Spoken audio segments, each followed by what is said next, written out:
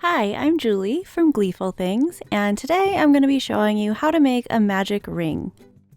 This technique is intended to be used at the beginning of a crochet project where you're going to be working in a circle that needs to be cinched shut in the center.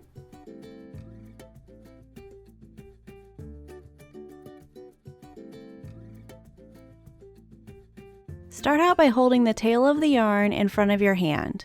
You're going to want to be at least a few inches from the end.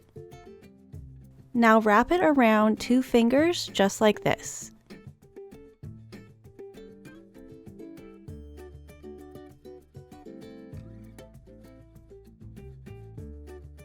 Now at the top of your fingers, the yarn is going to cross itself. So here's your ring, and now you're going to want to use your thumb to hold it in place. Now insert your crochet hook into the ring. Grab that back piece and now pull it through the ring. Hold that in place and then carefully slide your fingers out.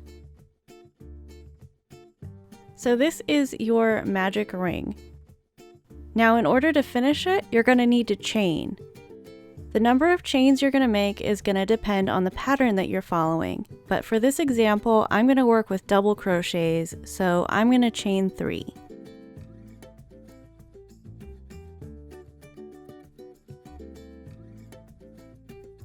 And now we're ready to start working into the ring, so I'm going to go ahead and start making my double crochets.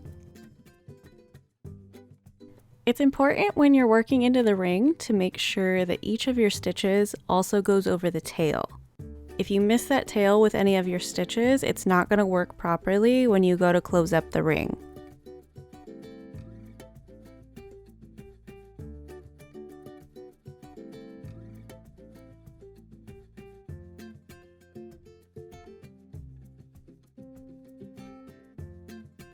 So now that I've finished making all of the double crochets that I want to in the ring, I'm going to go ahead and pull on that tail to close up the magic ring.